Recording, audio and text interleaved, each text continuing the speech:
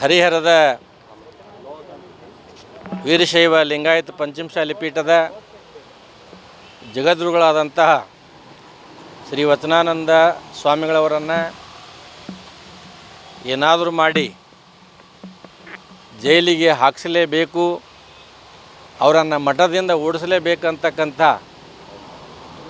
ಒಂದು ಕುತಂತ್ರವನ್ನು, ತಂತ್ರವನ್ನು, ಷಡ್ಯಂತ್ರವನ್ನು ಮಾಡಿ ಅವ್ರ ಮೇಲೆ ಒಂದು ಪೋಕ್ಸೋ ಪ್ರಕರಣವನ್ನು ದಾಖಲು ಮಾಡಿಸ್ತಾರೆ. ಅದು ನಮಗೆ ಸ್ವಾಮೀಜಿಯವರಿಗೆ ಗೊತ್ತಾಗ್ತದೆ. ಹೀಗಾಗಿ ಪ್ರಕರಣ ದಾಖಲಾಗುವ ಪೂರ್ವದಲ್ಲಿ ವಚನಾನಂದ ಸ್ವಾಮಿಗಳ ಪರವಾಗಿ ದಾವಣಗೆರೆಯ ಪೋಕ್ಸೋ ವಿಶೇಷ ನ್ಯಾಯಾಲಯದಲ್ಲಿ ನಿರೀಕ್ಷಣಾ ಜಾಮೀನನ್ನು ಕೋರಿ ಅರ್ಜಿಯನ್ನು ಸಲ್ಲಿಸಿದಾಗ ಮೊನ್ನೆ ವಿಶೇಷ ನ್ಯಾಯಾಲಯ ಅವರಿಗೆ ನಿರೀಕ್ಷಣಾ ಜಾಮೀನನ್ನು ಮಂಜೂರು ಮಾಡಿತ್ತು. ಇದಾದ ನಂತರ ಸದರಿ ನಿರೀಕ್ಷಣಾ ಜಾಮೀನು ಮಂಜೂರು ಮಾಡಿದ ಆದೇಶವನ್ನು ಪ್ರಶ್ನಿಸಿ ಏನು ದೂರುದಾರರು ಗೌರವಾನ್ವಿತ ಕರ್ನಾಟಕ ಉಚ್ಚ ನ್ಯಾಯಾಲಯದಲ್ಲಿ ಕ್ರಿಮಿನಲ್ ಅರ್ಜಿಯನ್ನು ಸಲ್ಲಿಸಿ ನಿರೀಕ್ಷಣಾ ಜಾಮೀನು ರದ್ದುಪಡಿಸುವಂತೆ ಕೋರಿದ್ದರು. ಗೌರವಾನ್ವಿತ ಕರ್ನಾಟಕ ಉಚ್ಚ ನ್ಯಾಯಾಲಯ ಕೆಲವೊಂದು ತಾಂತ್ರಿಕ ಕಾರಣಗಳನ್ನು ಆಧರಿಸಿ ದಾವಣಗೆರೆಯ ವಿಶೇಷ ಪೋಕ್ಸೋ ನ್ಯಾಯಾಲಯದ ನಿರೀಕ್ಷಣಾ ಜಾಮೀನು ಆದೇಶವನ್ನು ರದ್ದು ಮಾಡಿತ್ತು. ಇದೆಲ್ಲ ತಮಗೆ ಗೊತ್ತಿದೆ. ಅದರಂತೆ ಮೊನ್ನೆ ಕರ್ನಾಟಕ ಗೌರವಾನ್ವಿತ ಉಚ್ಚ ನ್ಯಾಯಾಲಯವು ಸ್ವಾಮೀಜಿಯವರ ನಿರೀಕ್ಷಣಾ ಜಾಮೀನನ್ನು ರದ್ದುಪಡಿಸುವುದರ ಜೊತೆಗೆ ನಮಗೆ ರೆಗ್ಯುಲರ್ ಬೇಲನ್ನು ತೆಗೆದುಕೊಳ್ಳಲಿಕ್ಕೆ 3 ವಾರಗಳ ಕಾಲಾವಕಾಶವನ್ನು ಕೂಡ ನೀಡಿತ್ತು. ಆ ಪ್ರಕಾರ ನಾವು ಪುನಃ ದಾವಣಗೆರೆಯ ಗೌರವಾನ್ವಿತ ವಿಶೇಷ ಪೋಕ್ಸೋ ನ್ಯಾಯಾಲಯದಲ್ಲಿ ರೆಗ್ಯುಲರ್ ಬೇಲಿಗಾಗಿ ಅರ್ಜಿಯನ್ನು ಸಲ್ಲಿಸಿಕೊಂಡಿದ್ದೆವು. ಅದರ ಬಗ್ಗೆ ಸುದೀರ್ಘವಾದಂಥ ವಾದ ವಿವಾದಗಳು ಕೂಡ ಆಗಿದ್ದವು. ಇದರಲ್ಲಿ ಸರ್ಕಾರದ ಪರವಾಗಿ ಪಬ್ಲಿಕ್ ಪ್ರಾಸಿಕ್ಯೂಟರ್ ವಾದ ಮಂಡಿಸಿದ್ರು. ದೂರುದಾರರ ಪರವಾಗಿ ಪ್ರತ್ಯೇಕ ವಕೀಲರನ್ನು ನೇಮಕ ಮಾಡಿ ಅವ್ರ ಮುಖಾಂತರ ವಾದವನ್ನು ಮಂಡಿಸಿದ್ರು. ಸ್ವಾಮೀಜಿಯರ ಪರವಾಗಿ ನಾವು ಕೂಡ ಸುದೀರ್ಘವಾದಂಥ ವಾದವನ್ನು ಮಂಡಿಸಿದ್ವಿ. ಎಲ್ಲ ವಾದ ವಿವಾದವನ್ನು ಕೇಳಿದಂತಹ ಈ ಮಾನ್ಯ ನ್ಯಾಯಾಲಯ ಈ ದಿವಸ ಆದೇಶಕ್ಕೆ ನಿಗದಿಪಡಿಸಿತ್ತು. ಈ ದಿವಸ ನಮಗೆ ಖುಷಿಯಾಗಿದೆ. ಸತ್ಯಕ್ಕೆ, ನ್ಯಾಯಕ್ಕೆ, ಧರ್ಮಕ್ಕೆ ಜಯ ಸಿಕ್ಕಿದೆ. ವಚನಾನಂದ ಸ್ವಾಮಿಗಳವರಿಗೆ ರೆಗ್ಯುಲರ್ ಬೇಲ್ ಕೇಳಿ ಸಲ್ಲಿಸಿದಂಥ ಅರ್ಜಿಯನ್ನು ಮಾನ್ಯ ನ್ಯಾಯಾಲಯ ಪುರಸ್ಕರಿಸಿ ಜಾಮೀನನ್ನು ಮಂಜೂರು ಮಾಡಿದೆ ಅಂತ ನಿಮ್ಗೆ ಹೇಳಿಕ್ಕೆ ಬಯಸ್ತೇನೆ. ಕಂಡೀಷನ್ ಹಾಕಿದ್ದಾರೆ. ಜಾಮೀನು ಸೂಕ್ತ ಜಾಮೀನುದಾರನ ಕೊಡಬೇಕು, ಸಾಕ್ಷ್ಯದಾರಿಗೆ ಯಾವುದೇ ಬೆದರಿಕೆಯನ್ನು ಹಾಕಬಾರ್ದು, ನ್ಯಾಯಾಲಯದಲ್ಲಿ ಪ್ರತಿ ಮುದ್ದತಿಗೆ ಹಾಜರಾಗಬೇಕು ಅಂತಕ್ಕಂಥ ಕೆಲವೊಂದು ನಿರ್ಬಂಧನೆಗಳನ್ನು ಕೂಡ ಹಾಕಿದ್ದಾರೆ.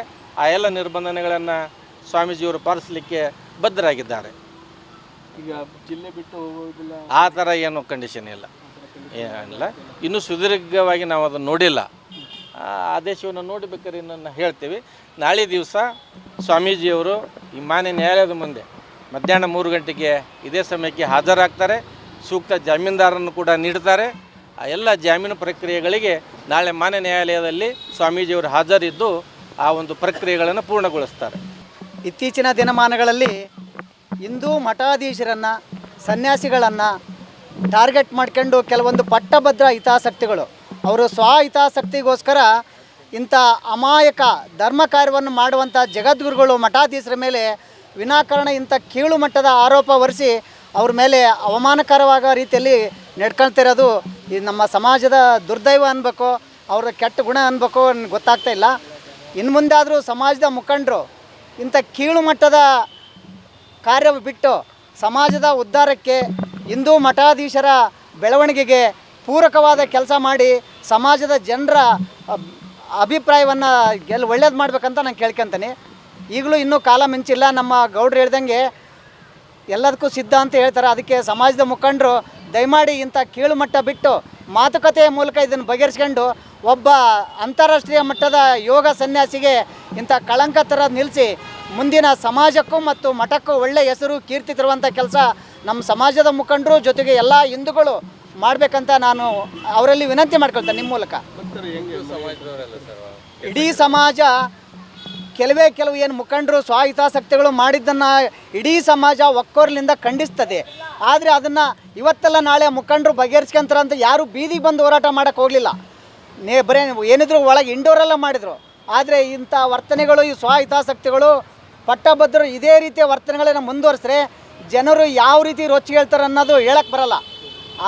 ಭಕ್ತರ ಬಗ್ಗೆ, ಸಮಾಜದ ಬಗ್ಗೆ ಅವ್ರ ಗೌರವ ಇಟ್ಟು ಈಗ ಏನು ಮಾಡ್ತಿದ್ರಲ್ಲ, ಕೀಳು ಮಟ್ಟದ ರಾಜಕಾರಣ ಇರ್ಬೋದು ಅಥವಾ ಈ ಭ್ರಷ್ಟಾಚಾರ, ಇದೇನು ಪಾರದರ್ಶಕತೆ ಇರಬೇಕಂತ ಸ್ವಾಮಿಯರು ಕೇಳಿದ್ದೇ ತಪ್ಪಾಯ್ತು. ಇವ್ರಿಗೆ ಆ ಪಾರದರ್ಶಕತೆ ತರಂತ ಮುಂದೆ ಪ್ರಯತ್ನ ಮಾಡಲಿ. ಈ ಪಟ್ಟಭದ್ರ ಹಿತಾಸಕ್ತಿಗಳನ್ನು ಬಿಟ್ಟು ನಮ್ಮ ರಾಜ್ಯದ ಮುಖಂಡರೆಲ್ಲರೂ, ಸಮಾಜದ ಹಿರಿಯರೆಲ್ಲರೂ ಸೇರಿ ಹೊಸದಾಗಿ ಆ ಟ್ರಸ್ಟನ್ನು ಟ್ರಸ್ಟನ್ನು ಸ್ಥಾಪನೆ ಮಾಡೋದಿರ್ಬೋದು ಅಥವಾ ಅಲ್ಲಿ ಮಠದ ಕಾರ್ಯಗಳು ಪ್ರತಿನಿತ್ಯ ನಡೀಲಿಕ್ಕೆ ಏನು ಅವಶ್ಯಕತೆ ಬೇಕೋ ಅದನ್ನೆಲ್ಲ ಸಂಪನ್ಮೂಲಗಳನ್ನು ಸಂಗ್ರಹ ಮಾಡೋಂಥದ್ದಿರ್ಬೋದು, ಅದನ್ನೆಲ್ಲ ಮಾಡಲಿ ಅಂತ ನಾನೊಬ್ಬ ಕಿರಿಯ ವಕೀಲ. ಆದರೆ ಸಮಾಜದ ಬಗ್ಗೆ ನನಗೆ ಕಾಳಜಿ ಇದೆ. ಆ ಕಾಳಜಿ ಅವ್ರು ಅರ್ಥ ಮಾಡ್ಕೊಳ್ಳಿ ಅಂತ ಹೇಳಿ ಇವತ್ತು ಅವ್ರ ನ್ಯಾಯಾಲಯ ಅವರಿಗೆ ಒಂದು ಉತ್ತರ ಕೊಟ್ಟಿದೆ. ಈ ನ್ಯಾಯಾಲಯದ ಆದೇಶ ಅವ್ರಿಗೆ ಒಂದು ಉತ್ತರ ಆಗಲಿ ಅಂತಂದು ನಾನು ಅವ್ರಿಗೆ ಇಲ್ಲಿ ವಿನಂತಿ ಮಾಡ್ಕೊಳ್ತೇನೆ. ವಚನಾನಂದ ಶ್ರೀಗಳವರ ಮೇಲೆ ನಮ್ಮ ನ್ಯಾಯವಾದಿಗಳು ಹೇಳ್ದಂಗೆ ತಂತ್ರ ಕುತಂತ್ರ ಎಲ್ಲ ಷಡ್ಯಂತ್ರಗಳನ್ನು ಮಾಡಿ ಅವ್ರ ಮೇಲೆ ಪ್ರಕರಣವನ್ನು ದಾಖಲಿಸಿ ಅವ್ರನ್ನ ಜೈಲಿಗೆ ಕಳಿಸಿ ಆ ಮಠದಿಂದ ಉಚ್ಚಾಟನೆ ಮಾಡುವಂಥ ಸಂಚನ್ನು ಟ್ರಸ್ಟ್ನವ್ರು ಮಾಡಿದ್ರು. ನಾನು ಈ ಮೂಲಕ ಟ್ರಸ್ಟ್ನವ್ರಿಗೆ ಹೇಳಲಿಕ್ಕೆ ಬಯಸ್ತೇನೆ, ಇಂತಹ ಅನೈತಿಕ ವ್ಯವಸ್ಥೆಯಿಂದ ಹೊರಗೆ ಬಂದು ಯಾವಾಗಲೂ ನೈತಿಕವಾಗಿರಬೇಕು, ಅದಕ್ಕೆ ಹೆಚ್ಚು ಒತ್ತು ಕೊಡಬೇಕು.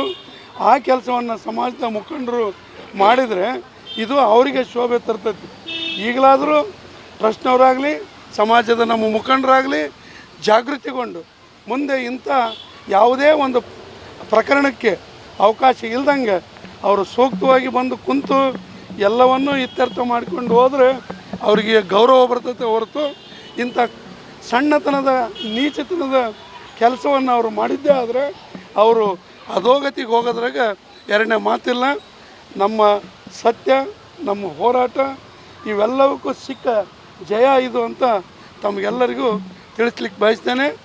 ಯಾವತ್ತೂ ನಾವು ಗುರುಗಳನ್ನಾಗಲಿ ಮಠದ ವ್ಯವಸ್ಥೆಯನ್ನಾಗಲಿ ಹಾಳು ಮಾಡಲಿಕ್ಕೆ ಬಿಡಲ್ಲ.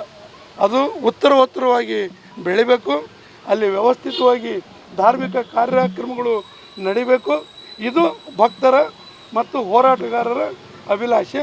ನಾನು ಈ ಮೂಲಕ ಎಲ್ಲ ನ್ಯಾಯವಾದಿಗಳು, ನಮ್ಮ ಎಸ್ ವಿ ಪಾಟೀಲ್ರನ್ನ ಮೊದಲುಗೊಂಡು ಉಳಿದೆಲ್ಲ ನ್ಯಾಯವಾದಿಗಳು ನಿರಂತರವಾಗಿ ಈ ಕೇಸನ್ನು ಕೂಲಂಕುಷವಾಗಿ ಪರಿಶೀಲನೆ ಮಾಡಿ ಏನು ಹೋರಾಟ ಮಾಡಿ ಜಯವನ್ನು ತಂದುಕೊಟ್ಟಿದ್ದಾರೆ ಆ ವಕೀಲರ ಸಮೂಹಕ್ಕೆ ನಾನು ಅಭಿನಂದನೆಯನ್ನು ಲೆಕ್ಕ ಕೊಡೋ ಸಮಿತಿ ಚಳವಳಿಯ ಪರವಾಗಿ ಅವರಿಗೆ ಅಭಿನಂದನೆಯನ್ನು ಸಲ್ಲಿಸಲಿಕ್ಕೆ ಬಯಸ್ತೇನೆ. ತಾತ್ಕಾಲಿಕ ರಿಲೀಫ್ ಅಂದರೆ ಕೇಸಿನ ಇದು ಹೆಂಗಿರ್ತದೆ ಅನ್ನೋದು ಮೇಲ್ನೋಟಕ್ಕೆ ತಮಗೆಲ್ಲರಿಗೂ ಈಗಾಗಲೇ ಗೊತ್ತಾಗಿರ್ತದೆ. ಅದನ್ನು ಮತ್ತೆ ನಾವು ಎಳೆಯಾಗಿ ಬಿಡಿಸಿ ಹೇಳೋದ್ರಾಗ ಅರ್ಥ ಇಲ್ಲ.